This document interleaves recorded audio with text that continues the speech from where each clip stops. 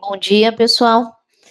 Então, hoje eu tenho o prazer de apresentar a nossa chefe, doutora Carla Romanoli Quintino, graduada em Medicina e Clínica Médica pela USP e coordenadora do Núcleo Interprofissional de Cuidados Paliativos, aqui do HU, e ela vai falar para a gente sobre diretivas antecipadas de vontade, o direito de escolher até o fim.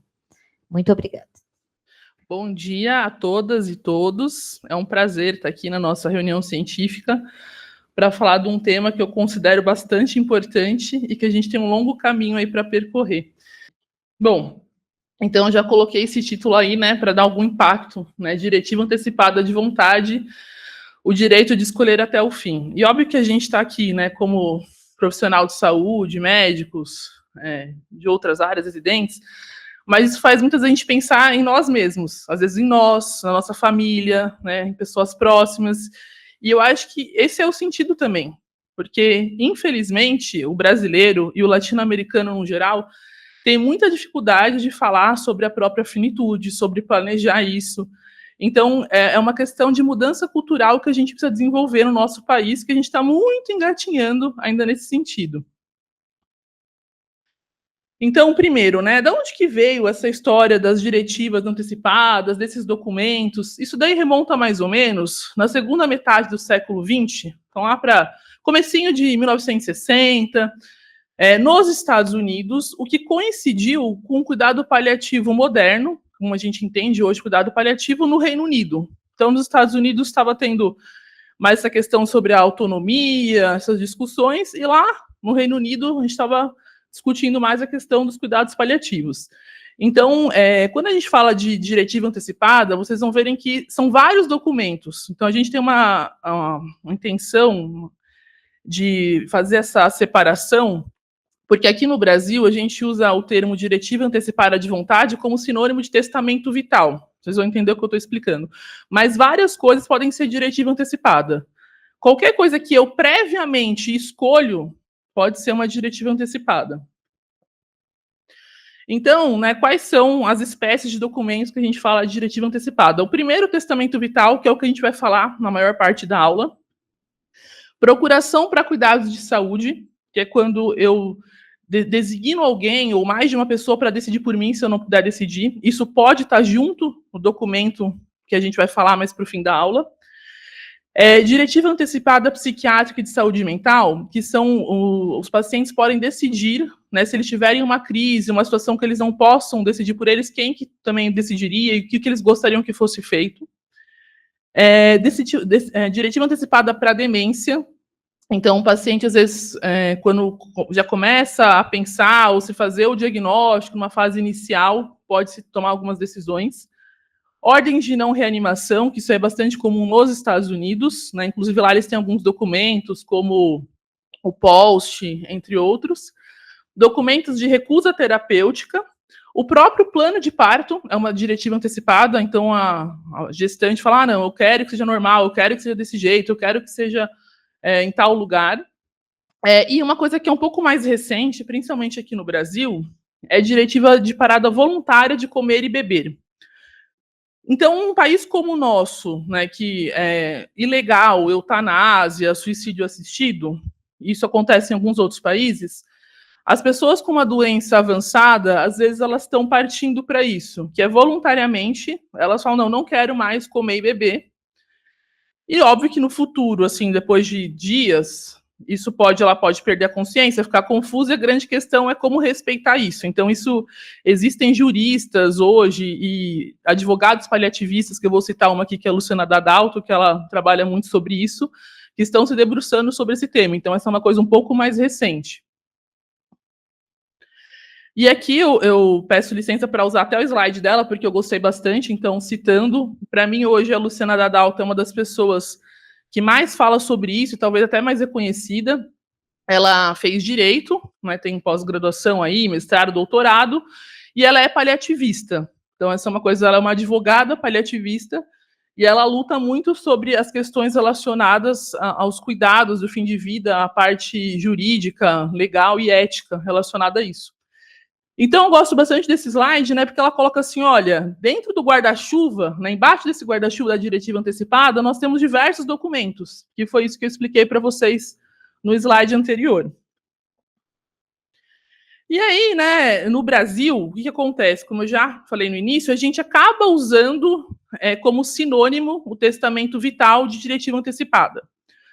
Essa foi uma tradução um pouco ruim, se a gente for, quando a gente traduziu aí para as línguas latinas, isso acontece também no espanhol, porque o termo em inglês é living will, né? Então, qual que é o meu desejo enquanto eu estou vivendo? Para o fim. E o testamento, ele é uma coisa assim, depois que você partiu. Então, por isso que dá uma certa confusão. Mas é o termo que se usa.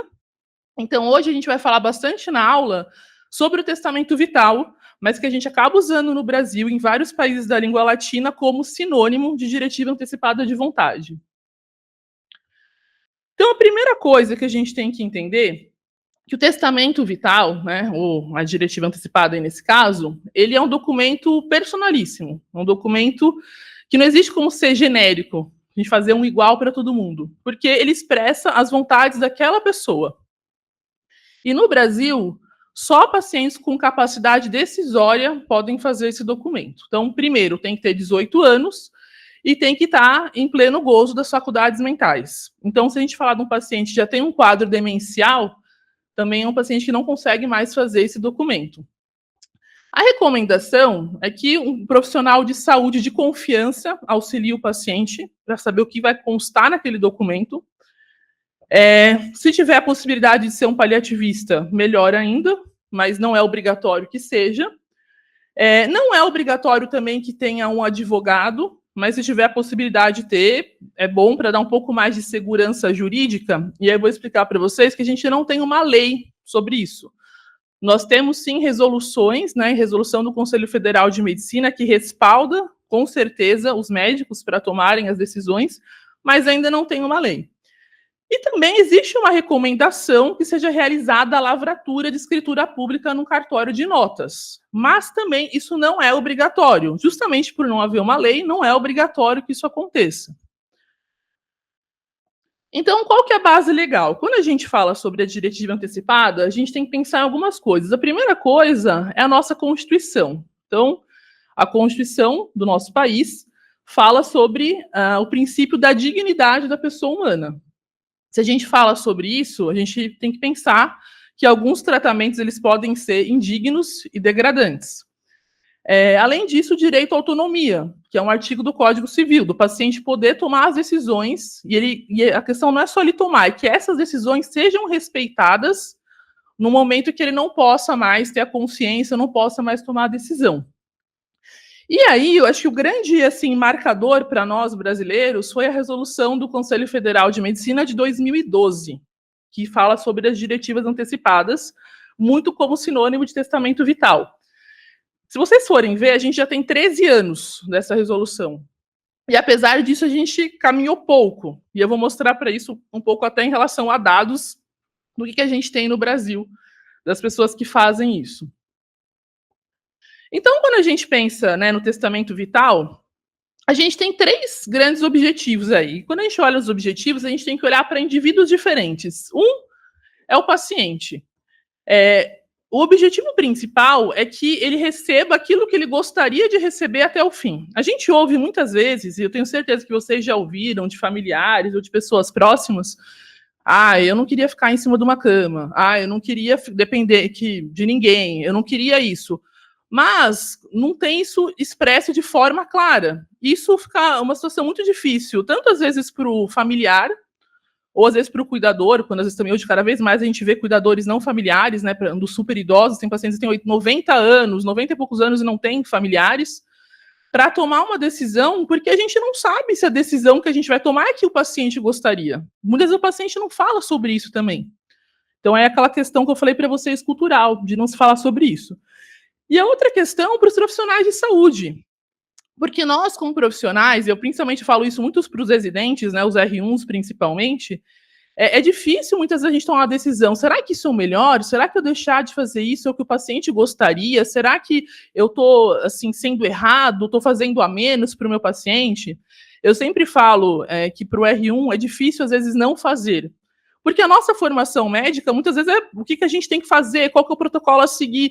E quando a gente entende que, às vezes, não fazer pode ser o melhor, isso gera um conflito. Isso é normal, isso faz parte da nossa formação, que ela tem que avançar muito ainda, nesse sentido. Na semana passada, a gente teve uma aula sobre até um pouco isso, que é o slow medicine, que é isso, né? Como é difícil a gente entender, às vezes, que aquela intervenção não faz sentido e que, muitas vezes, menos é mais. Então, se o paciente puder deixar isso expresso, isso é um alívio para nós também como profissionais, muitas vezes. Aí, uma outra coisa que eu queria explicar para vocês é essa procuração para cuidados de saúde, que ela pode até fazer parte desse documento. Existe um sinônimo aí, que é o mandato duradouro, que é quando o paciente escolhe quais são as pessoas que vão decidir por ele quando ele não puder decidir. E não necessariamente essa pessoa tem que ser algum representante legal de fato. Vamos supor, tem que ser o filho dele, tem que ser o marido. Não. No mandato duradouro, ele pode escolher outras pessoas. Inclusive, muitas vezes, o paciente escolhe alguém que às vezes não é a mãe, não é o filho, por achar que essa pessoa talvez tenha dificuldade de aceitar as suas decisões. Então, isso é bastante comum de acontecer também. E o que a gente tem que entender é que esse procurador de saúde, ele vai ter que tomar as decisões baseadas nos valores do paciente, e não nos seus valores próprios. Aí, quando a gente fala sobre isso, né, nas profissões da saúde aqui no Brasil, como eu já citei para vocês, o Conselho Federal de Medicina foi o primeiro, né, que falou sobre isso aí, que foi em 2012, na resolução 1995. E depois disso, apenas o Conselho Federal de Enfermagem também cita, que foi em 2017, né, que fala que o profissional de enfermagem tem que respeitar as diretivas antecipadas da pessoa. Nenhuma outra profissão da saúde no Brasil fala sobre isso, até o momento. Então, essa resolução do CFM é o que a gente tem que se basear, muitas vezes, do ponto de vista legal. Apesar de não ser uma lei, a gente já tem jurisprudência sobre isso. Isso tem uma força de lei para tomada de decisão. E aqui vocês veem que na resolução também está escrito, né, que o médico deverá registrar em prontuário as diretivas que o paciente, né, lhe falou. E a gente vai falar um pouquinho sobre essa questão da forma, né, do documento. Então, vocês veem que na resolução não está falando, tem que ir lá fazer uma lavração de escritura. Aqui fala, olha, o que o médico registrou, isso tem força, né, e tem que ser respeitado. E é importante entender que isso tem que ser respeitado. Vamos supor que aí o paciente, aconteceu alguma coisa, ele não consegue mais tomar decisão, e aí chega alguém da família e fala, não, mas eu não concordo, eu quero que entuba, eu quero que faça hemodiálise.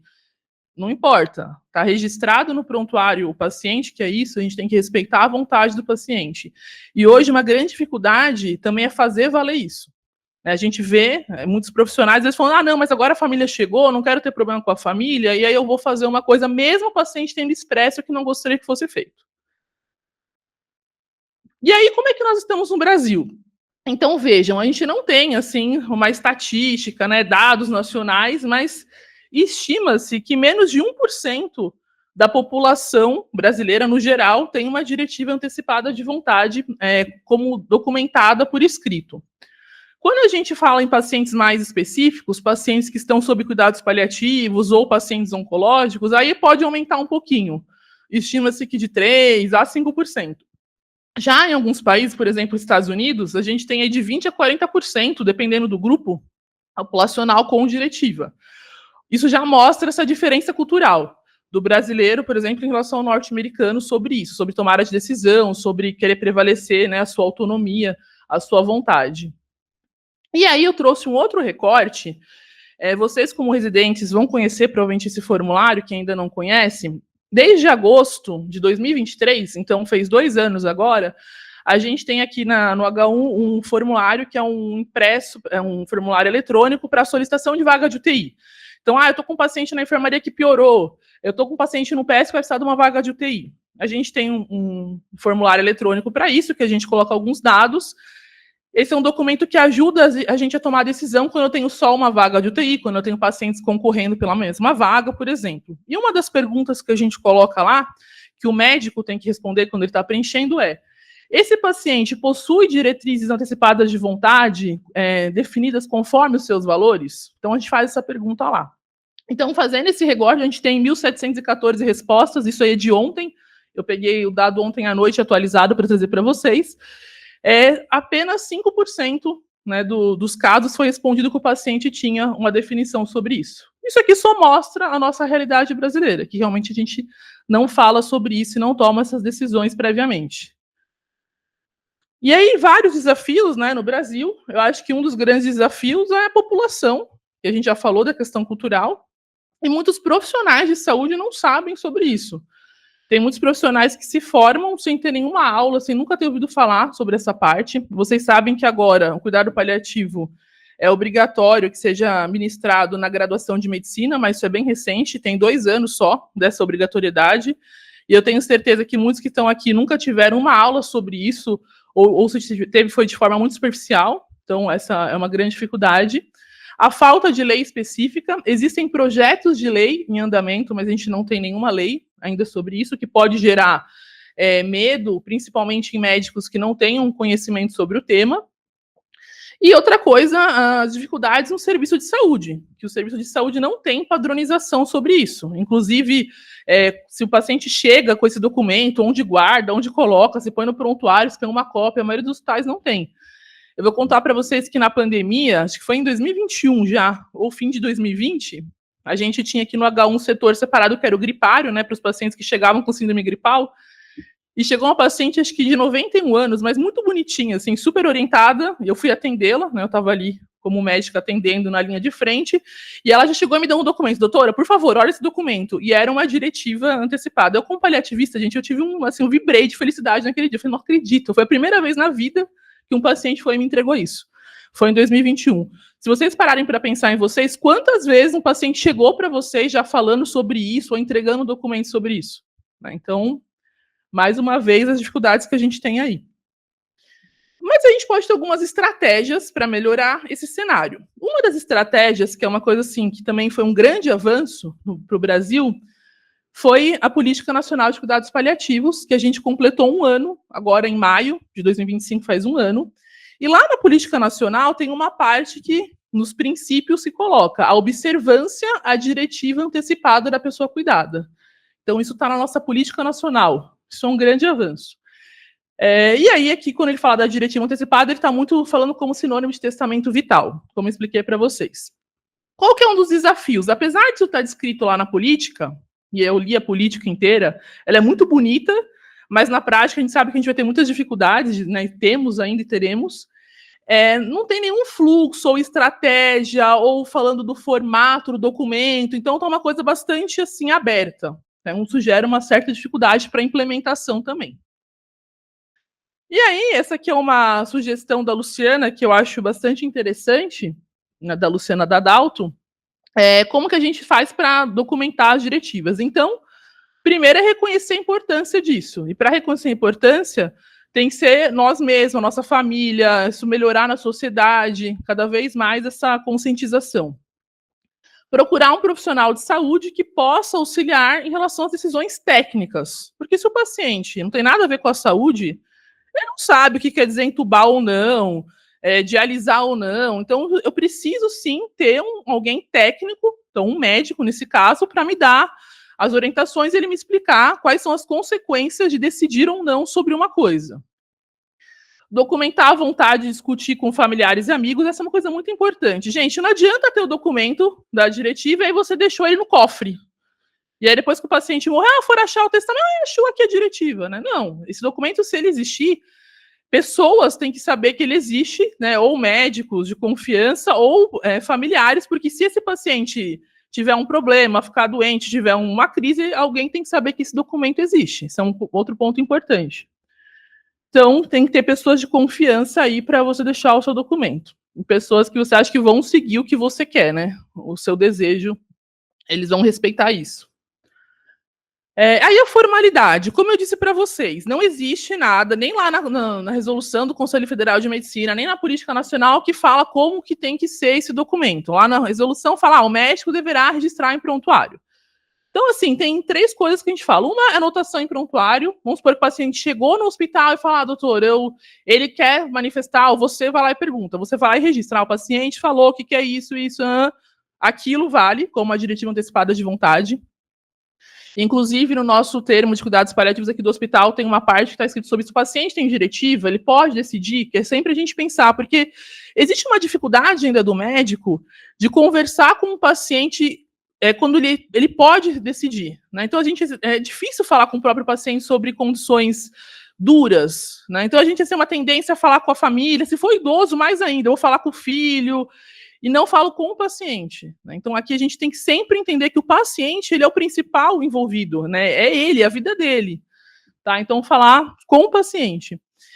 Uma outra forma é a escritura pública lavrada em cartório, e uma terceira forma é instrumento particular. O que é isso? O paciente, ele fez o instrumento, ele tem lá, fez na casa dele, com um médico, alguém de confiança, não está lavrado em cartório, e ele trouxe isso, ele chegou, né, e trouxe para você, também tem que ser aceito. Como a gente não tem uma lei específica, qualquer um desses documentos, qualquer um desses formatos, eles devem ser aceitos. É óbvio que, assim, chega uma coisa lá, um papel que o paciente fez, não tem, assim, será que eu tenho segurança jurídica? Então, aí você tem que entender o contexto, quem é esse paciente, mas, a princípio, é um formato, sim, válido e que deveria ser aceito. E que informações que devem estar nesse documento? Eu vou mostrar para vocês um pouquinho mais para o final um exemplo de como fazer, porque você fala, tá, mas na prática, como é que eu faço? Mas assim, não tem um formato típico, tem que ser sempre assim, mas tem ideias de coisas que tem que estar lá no documento. Então, primeiro, valores e desejos. Então, quais são os desejos, né, do fim de vida desse paciente? Quais são os valores que guiaram a vida dele? Então, isso é importante, está lá no documento. Decisões sobre o fim de vida. Então, se esse paciente estiver numa situação que ele não possa decidir que procedimentos ele gostaria ou não de ser submetido, por isso que aqui é importante uma decisão técnica. Outras disposições, então aqui pode ter aquela parte do procurador para cuidados de saúde, né, um pedaço do documento, em condições que eu não possa decidir, estou outorgando a pessoa XY para ser o meu procurador de cuidados de saúde. Diretrizes para a equipe médica, então aqui ele pode também deixar registrado o nome de um profissional, um contato de um médico dele de confiança para uma consulta, né, se for necessário. E uma coisa que é muito importante nesse documento é que ele pode ser revogado. Enquanto o paciente ele tem a capacidade decisória, ele pode mudar de opinião. Porque eu vejo uma coisa, não, mas ele falou que queria isso, agora ele falou que quer outra coisa. Isso faz parte. O paciente pode mudar. De repente, ele tinha uma decisão, mas, sei lá, o filho dele vai casar daqui 5 meses, ele quer ficar vivo para ver o filho casar. Não sei, várias coisas podem acontecer. Então, ele pode ser revogado enquanto o paciente tem a capacidade civil, né, decisória para fazer isso. E aí, uma outra coisa importante, qual que é o fluxo para o recebimento nisso na instituição? E aí, a Luciana, ela sugere aqui 2 fluxos. Um, se o paciente já chega com o documento pronto. Então, definir na instituição quem vai ser o profissional para receber. Vai ser o profissional da recepção? Né? Ou se eles chegarem na recepção para abrir uma ficha e entregar isso, o profissional fala, não, isso aí eu não quero não, só quero RG e a carteirinha de saúde, ou se for no convênio, a carteirinha do convênio. Se for alguém da recepção aqui no HU, por exemplo, hoje tenho certeza que não vai saber o que fazer com esse documento, tá? Então, ou não, vai ser o enfermeiro, vai ser o médico que fez o primeiro atendimento, então a instituição ela tem que definir quem que vai ser esse profissional. Como que essa diretiva vai ser incluída no prontuário? Né? Hoje a gente tem um prontuário eletrônico, né? A maioria das instituições tem. Vai ser feita uma cópia, vai ter um documento ali, ou vai estar descrita.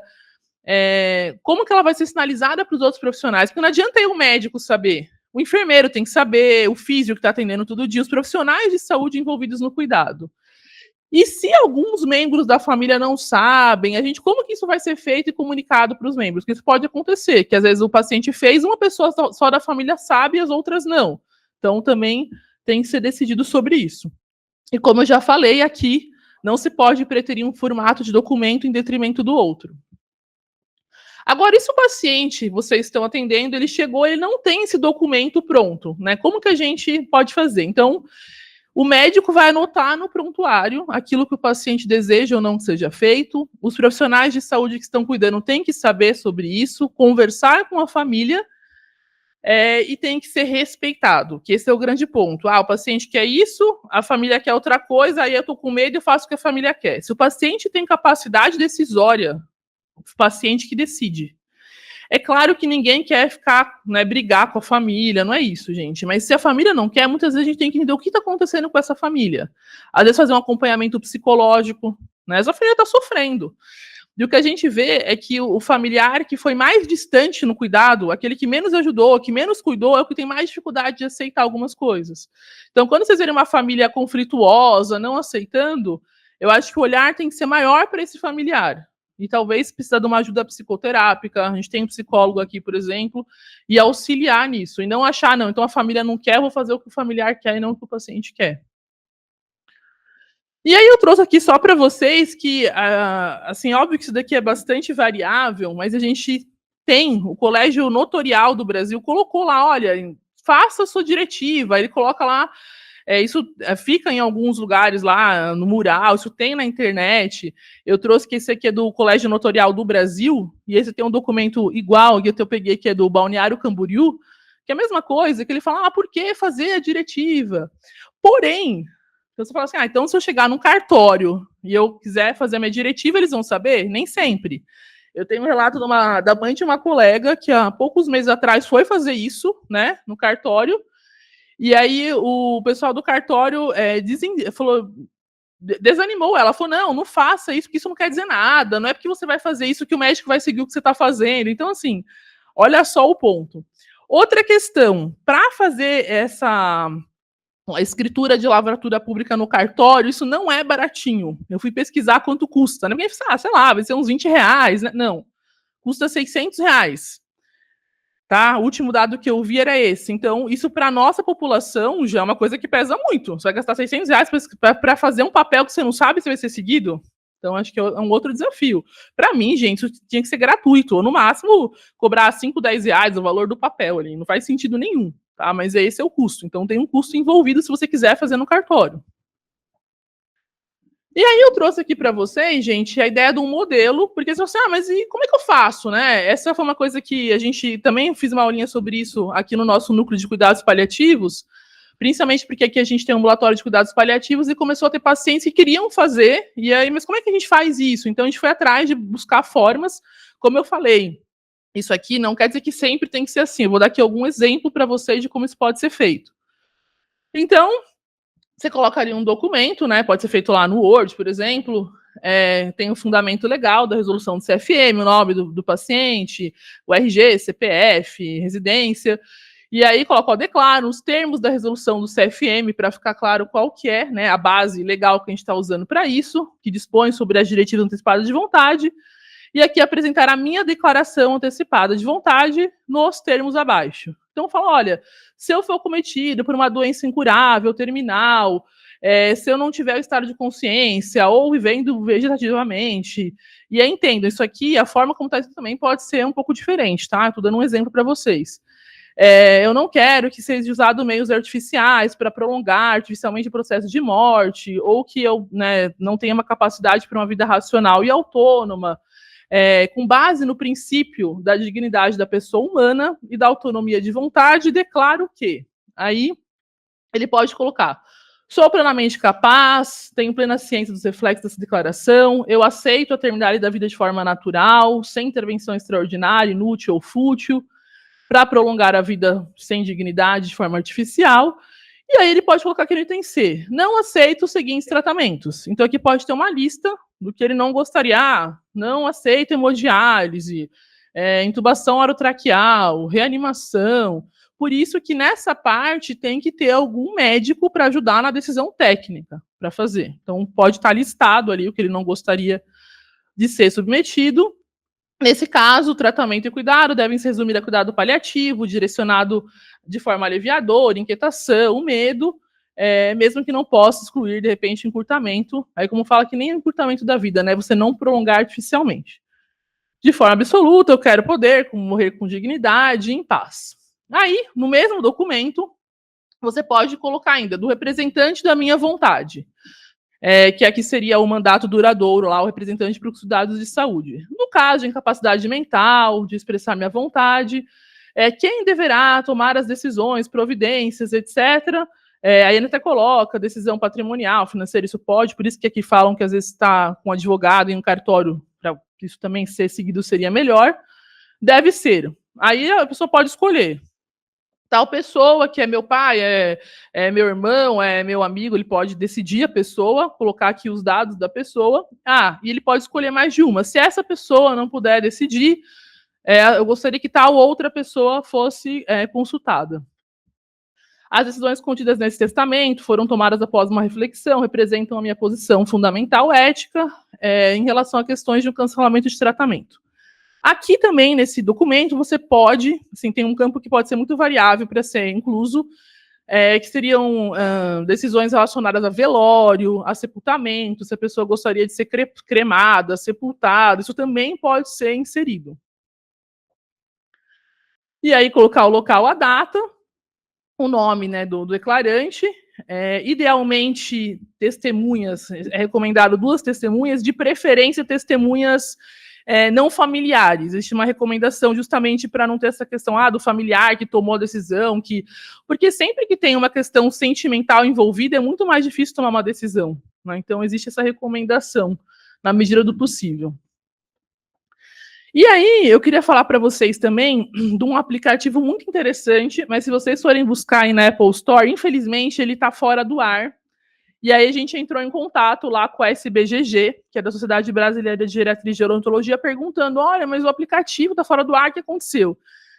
E aí eles falaram, como o aplicativo tem que atualizar sempre, eles mudaram o formato e agora tem no site deles. Então, o aplicativo era legal porque era um passo a passo, eles facilita, mas tem no site. Eu recomendo que vocês deem uma olhada, porque isso pode ajudar vocês, principalmente se vocês atenderem um paciente que gostaria de fazer sobre isso. Isso aqui está na geriatria, porque é muito mais comum, quando a gente está mais perto do fim da vida, a gente pensar nisso, mas isso tem que ser para qualquer idade. A gente nunca sabe quando pode acontecer alguma coisa ruim na nossa vida, infelizmente. Apesar da gente querer viver muito e bem plenamente até o final. Aí lá nesse aplicativo, ou se vocês entrarem no site da SBGG, ele tem um passo a passo. Então, ele é feito não para o profissional de saúde, ele é feito para a população leiga, para o público em geral. E aí a população ela pode sim consultar um médico para preencher ou nas suas dúvidas. Então, aqui, né, explica primeiro o que são as diretivas antecipadas, e aí tem o passo a passo de como redigir as suas diretivas, e tem exemplos práticos também. Então, eu vou mostrar aqui brevemente para vocês o passo a passo. Então, o primeiro passo é o sentido da vida. Então, nesse primeiro, a pessoa vai refletir o que é importante para ela, quais são os valores, né? Então, ela pode falar, para mim é importante ser autônomo, ser independente. Então, o que é importante para ela, vai deixar registrado nessa parte. Se ela ainda não pensou, aí o aplicativo lá fala, olha, então, não refleti ainda sobre isso, ou preciso refletir sobre esse assunto. Aí depois, onde e com quem? Então, se possível, no final da vida, eu gostaria de ser cuidada. E aqui a pessoa ela pode colocar se ela gostaria de ter o fim de vida em casa, no hospital, num hospice, com quem que ela gostaria. Vamos supor, ela pode falar assim, não, eu detesto a minha irmã tal, essa eu não quero que chegue nem perto. Eu tive um caso aqui no HU, de uma paciente, inclusive ela entrou pela ginecologia, uma paciente até nova, 50 e poucos anos, mas que teve um câncer de colo de útero avançado, infiltrou tudo, e aí ela tinha uma questão muito importante sobre uma irmã dela, que não ajudou a cuidar da mãe, ela tinha uma coisa assim, olha, eu não quero que ela chegue nem perto de mim, e essa paciente, ela quis fazer um testamento, mas é um testamento sobre patrimônio, né, patrimonial, enquanto ela estava internada, a gente ajudou, né, nesse quesito, e ela fez questão de fazer o testamento para que essa irmã não ficasse com nada que era dela, porque ela foi babá a vida inteira, então ela tinha, né, conseguido né, ter alguns bens. Então, assim, isso pode ser importante também para as pessoas, né? Então, com quem eu gostaria de estar. E assim, gente, o fim de vida é uma coisa muito complexa. Às vezes a pessoa não quer que tenha 20, 30 pessoas lá. Ela pode escolher que ela quer que tenha 3, 4. Né? O que é importante para ela? Então, ela pode deixar escrito isso também. Então, são os cuidados, né, que eu considero essencial. Então, aqui também, né, pode colocar, então tem um profissional para ajudar o que ela gostaria ou não de receber. Por exemplo, eu não quero ter dor, eu não quero ter falta de ar, mas para mim não faz sentido ficar ligada por um aparelho se eu não puder responder ou se eu não tiver autonomia. Aí aqui eu posso colocar os tratamentos específicos, né? Ah, não quero ser entubado, não quero, sei lá, traqueostomia, sonda nasogástrica. Por exemplo, paciente com ela, né, esclerose lateral amiotrófica, muitas vezes, assim, como eles têm a consciência super preservada, eles começam a ficar cada vez mais debilitados, eles deixam muito claro, né? Não, eu não quero de jeito nenhum passe sonda. Se eu não conseguir mais comer por boca, não faz sentido. Então, eles podem. A gente teve um caso recente no ambulatório de cuidados paliativos que era de um paciente assim, 40 e poucos anos, com uma esclerose lateral amiotrófica bem grave, bem avançada. E essa era a decisão dele, né? E aí, aqui, o quinto passo, nomeação do procurador de saúde, que foi aquilo que eu expliquei para vocês, que ele pode deixar aqui, né? Além de saber o nome, CPF, como que você contacta essa pessoa, né? Se você não tiver, como é que você vai. Uma pessoa chegou lá ruim, como é que você vai falar se não tiver um contato? Então, ter os contatos e pode ter mais de um procurador de saúde também. E aí, aqui na conclusão, né, tem uma revisão geral do documento, e nesse aplicativo era legal porque ele já gerava um documento em Word que você podia baixar e depois alterar alguma coisa, ou adicionar, cortar. Mas, assim, pelo aplicativo, agora está fora do ar, mas dá para entrar pelo site e também fazer isso, né, para seguir esse passo a passo ou para orientar, às vezes, pacientes. É isso, pessoal. Então, caso vocês tenham dúvidas. Eu tenho a minha pergunta, Carla, é para aquelas pessoas, a grande maioria, né, que chega aqui sem uma diretiva, e quando a pessoa chega, a gente não sabe se ela está plenamente com as suas faculdades mentais, né? Porque normalmente na hora que ela chega, ela já está muito mal, né? Está com uma sepse, está em delírio. Então, é difícil conversar com o paciente, eu tenho visto, né? Por causa das condições do paciente, porque eu não sei se ele está apto para conversar sobre isso, né? Então, na prática, a grande maioria das vezes, a gente não consegue fazer diretiva no paciente aqui, né? Depois que ele já chega no estado mais grave, né? É, por isso que a diretiva chama antecipada, né? Esse que é o grande ponto. A questão da diretiva não é quando o paciente está numa crise de saúde, que infelizmente as pessoas pensam nisso quando o paciente está numa crise de saúde. Mas a discussão da diretiva é justamente como fazer isso antes, né? A recomendação é um paciente que eu acompanho lá no ambulatório, é um paciente que está bem, mas que eu sei que ele tem condições, né, graves e avançadas. Eu vou dar um exemplo, Lu. Tem um artigo bastante interessante que foi publicado numa revista de geriatria internacional, que foi um estudo multicêntrico, não entrou o país da América Latina, entrou Estados Unidos, alguns países europeus e Austrália. E aí era uma população geriátrica, mas bem variada, com doenças crônicas, e aí perguntava para o paciente: você gostaria de falar sobre as suas decisões de fim de vida? Ah, sim, 98%, 99% falava que sim. Você gostaria que o médico abordasse esses temas com você? Sim. Aí perguntavam para os médicos desses pacientes: você acha importante falar sobre isso, né, para o seu paciente e tal? Acho que 95% falavam sim, eu acho importante. Quantos por cento faziam na prática? Quer chutar? 90 e poucos por cento, tanto o paciente quanto o médico. Não, um também não, porque pensa, não tem Brasil. Se fosse Brasil, talvez fosse 1%. Tinha América Latina, Europa, Estados Unidos e Austrália. Mas quantos por cento? De 95, 98 lá que falava, 20%. Apenas 20% dos médicos falava sobre isso com os pacientes. Aí tinha uma parte da pesquisa que perguntava para o médico: olha, você acha importante, o paciente acha, mas por que você não fala? Aí tem várias questões, assim, mas eu, sei lá, eu nunca tive um treinamento específico sobre isso. Eu não quero tirar a esperança do meu paciente. O que o paciente vai achar se eu falar com ele sobre isso? E a gente pode pensar na nossa prática profissional aqui, no nosso ambulatório. Quantos pacientes, eu falo você como cardiologista, quantos pacientes que você tem com IC grave, com uma condição grave, e você fala sobre isso? Não fala, porque é difícil, é uma questão cultural. Então, a diretiva antecipada é lá que a gente tem que mudar, é na essência, é na base. No pronto-socorro, é o lugar mais difícil para fazer isso. Mas não quer dizer que a gente não vai fazer se for possível. Mas muitas vezes o paciente não tem uma capacidade decisória naquele momento. E aí eu vou ter que tomar a decisão baseada na minha impressão técnica e com os familiares, né, os responsáveis legais. Acho que esse é um grande desafio. Tem alguma estatística brasileira dessas? Não tem, mas é baixíssimo. Com certeza deve ser muito baixíssimo. Baixíssimo. Não tem, mas a gente na prática a gente sabe. É só a gente pensar, a gente está num hospital universitário, que tem um núcleo de cuidados paliativos, assim, quanto que a gente faz isso na nossa prática? Pouquíssimo. E a gente vê esse reflexo no pronto-socorro, quando o paciente chega lá. É que ele chega, a gente claramente vê, não, esse paciente é grave, ele tem uma IC classe funcional 4, fração de ejeção de 18%, tem não sei o que lá, e nunca foi conversado, né? É que o brasileiro não gosta, né, de falar sobre a morte. Sim. Minha primeira liga foi a liga do transplante cardíaco, no segundo ano. E aí uma tarefa que me deram era ficar no shopping entregando aquele papelzinho. Você quer ser um doador, né? A maioria passava e falava, Deus me livre. Ninguém queria ouvir o que eu tinha para falar, né? Não sei agora como está, mas... Tá ruim igual. Assim, eu acho que melhorou. Eu acho que do péssimo tá ruim. Né? Tanto que eu comecei a aula falando sobre isso. Essa é uma questão cultural. A gente tem que mudar na sociedade. E para mudar na sociedade, a gente tem que começar mudando com as nossas famílias, com quem a gente ama, com o nosso próximo, né? Com a pessoa que está ao nosso lado. Se a gente não falar sobre isso, não, imagina a população em geral, mais difícil ainda. Mas, assim, aos poucos, isso está chegando na mídia. Hoje, assim, eu acho que a gente tem uma grande vantagem, todo mundo tem acesso à internet, praticamente. É muito difícil um brasileiro, né, assim, que não tem acesso à internet. Mesmo em situações de condição de vida precária, mas as pessoas têm acesso à internet. Então, isso é bom, porque as pessoas cada vez mais podem, né, ter acesso. Tem chat GPT hoje, inteligência artificial, Gemini, quantos, né? Tá ali para ajudar.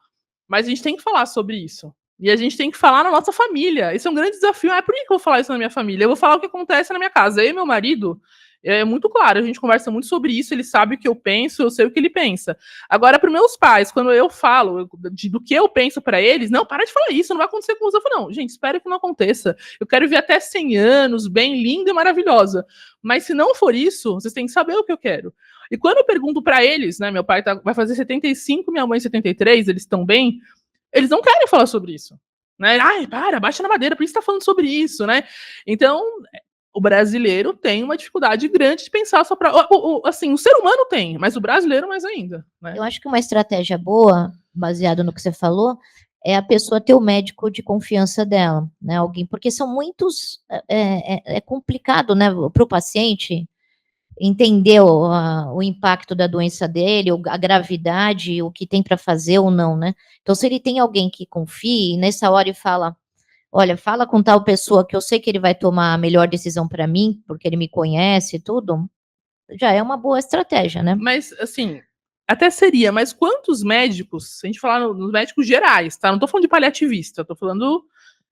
Vão tomar, talvez, essa decisão baseado nos próprios valores, né? Às vezes o médico, isso aí tem um estudo bem interessante também, que pergunta para o médico o que ele faria, tem um paciente lá hipotético e fala, o que você faria ou não faria nessa condição?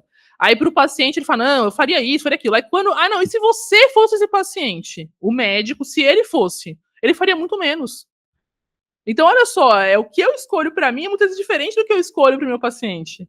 Por isso que cada vez mais a gente tem que se apoderar disso, né? E falar, não, é meu, é autônomo, o que eu quero? Eu tenho que pensar nisso. Tomara que a gente não precise. Eu falo, não, mas eu prefiro. Outro dia até a Paty falou lá no grupo que a gente tá do pai, falou assim: eu prefiro, não ter que pensar nisso e morrer dormindo. Eu falei, tá, que legal. A maioria da população pensa, mas não é o que acontece com a maioria da população. A maioria da população não morre dormindo e não morre de morte súbita. A maioria da população morre com uma doença crônica. Então a gente tem que pensar nisso, a estatística está aí. E outra coisa que eu ouço às vezes no PS, o pessoal fala, eu conversei, não é um valor para o paciente ficar acamado e fazer diálise, não sei o quê, mas para quem isso é um valor, né? Para ninguém, né?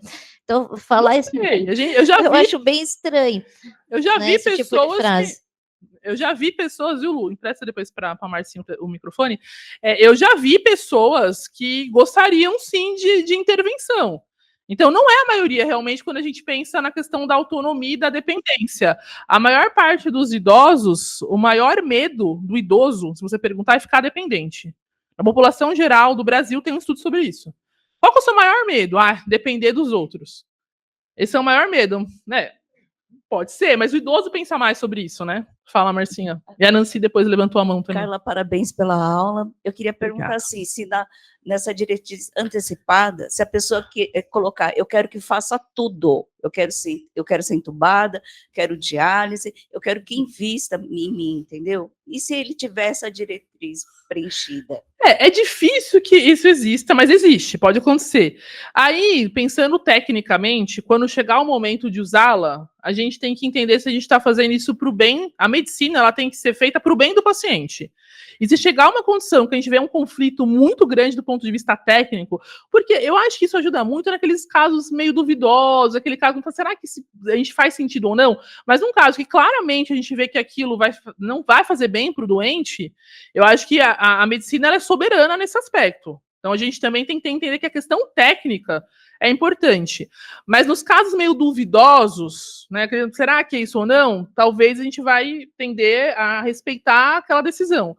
Mas lembre da questão da revogação, porque o paciente, às vezes, quando as coisas evoluem, ele muda de ideia também. Não, agora eu não quero bem isso, não. Então, isso pode ser revogado.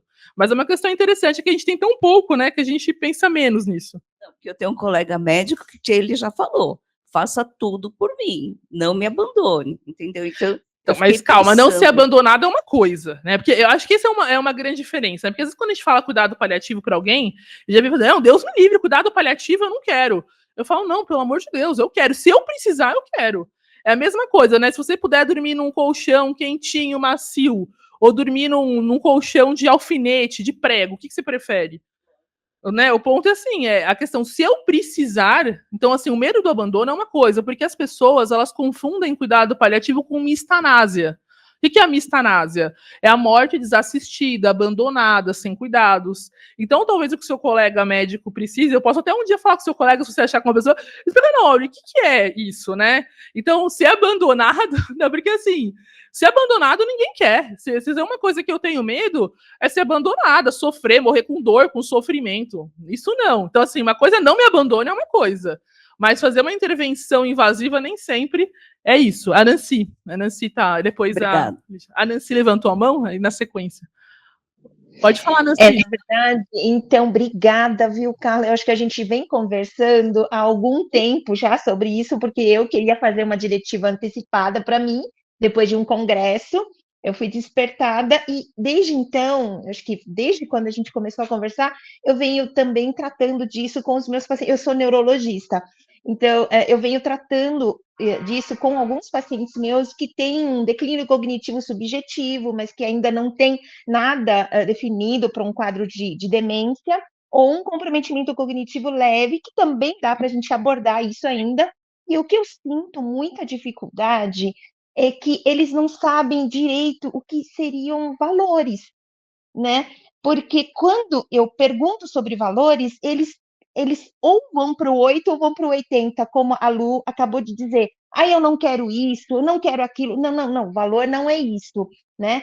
Ou eles vão para um outro extremo, né? Eu quero... Eles nem sabem direito o que eles querem, né? Eu quero morrer logo, então. Eu quero, então, que tenha uma morte rápida, né? Mas não é disso que a gente está falando, né? Então, eles não sabem um meio termo, o que são valores. Eu cheguei até a te perguntar uma vez sobre se a gente tem alguma plataforma, algum meio, algum questionário onde a gente consiga ajudá-los a descobrir os valores, porque, pasmem, tem gente que está com 75, 80 anos e não descobriram valores, porque nunca foram instigados para saber o que são valores da vida, né, para si. Então, eu queria ouvir um pouquinho de você, como que você aborda isso? Obrigada, Nancy, pela pergunta. Você que é neurologista, então, olha, a neuro é uma especialidade que precisa muito disso, né? Quando a gente fala das doenças degenerativas, é muito importante que a gente fala quando o paciente ainda está numa situação que ele possa decidir. E realmente o que você falou é bastante verdade, e isso reflete, mais uma vez, a nossa sociedade, a nossa cultura de não pensar sobre isso, né? Então, sobre a finitude, sobre meus desejos, e o que é importante para mim. Você sabe que a gente que é médico, né? Vou falar sobre mim, que sou meio workaholic, tenho 2 filhos pequenos, tem dia que eu, assim, a gente tá numa neura tão grande ali, aí tem dia que eu falo, mas peraí, o que eu tô fazendo com a minha vida? O que é importante para mim? Né? Mas a população em geral não tem esse reflexo, né? A maioria das pessoas estão vivendo, então é difícil. Acho que é uma questão, sim, da sociedade. Eu, de verdade, eu não conheço um site sobre isso. Às vezes, eu converso com o paciente mas como eu falo para vocês, mesmo sendo paliativista, eu tenho um consultório que eu faço clínica, né? Eu faço clínica médica, eu atendo muitos pacientes idosos. Os meus pacientes, assim, não quer dizer porque eu sou isso que eu consigo falar claramente. Às vezes eu falo, mas eles não querem muitas vezes. Se o paciente tá bem, se ele se sente bem, ele não quer muitas vezes falar sobre isso. E aí, assim, a gente tem que respeitar isso, porque a gente precisa de uma mudança cultural. Então, eu recomendo, Nancy, principalmente que você também deve atender bastante pacientes idosos, entrar, o site da SBGG, ele tem a parte que é para os idosos, tá? Ele é para o público leigo. Então, essa parte está lá para o público leigo. Eu recomendo que entre lá, ele fala um pouquinho sobre isso. Eu acho que já é um caminho, né? Muito obrigada mesmo. Tinha uma pergunta aqui.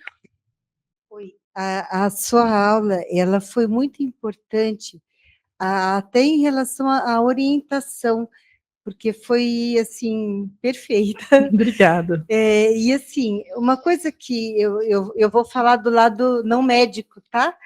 Porque vocês são médicos, vocês se conhecem, vocês têm amigos. Eu hoje, enquanto profissional, eu tenho uma relação com esse hospital de muitos anos, de muito amor, de muita confiança nos profissionais que aqui trabalham. Só que o dia que eu me aposentar, eu sei que eu tenho um convênio que cada dia é um que vai me atender, que cada um não cria-se vínculo, não cria-se aquele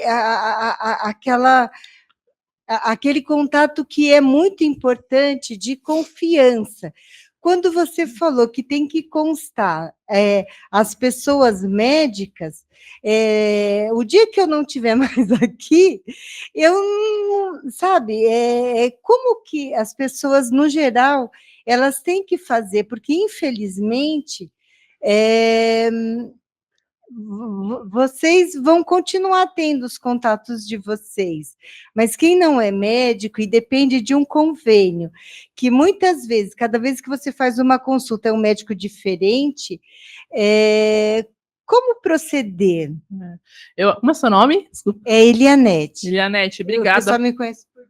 Eli, você é nutricionista, né? Obrigada pelo comentário. Acho que isso é um grande desafio para a população, né? Quando a Luciana começou a falar, não, mas aí vai ter um médico de referência.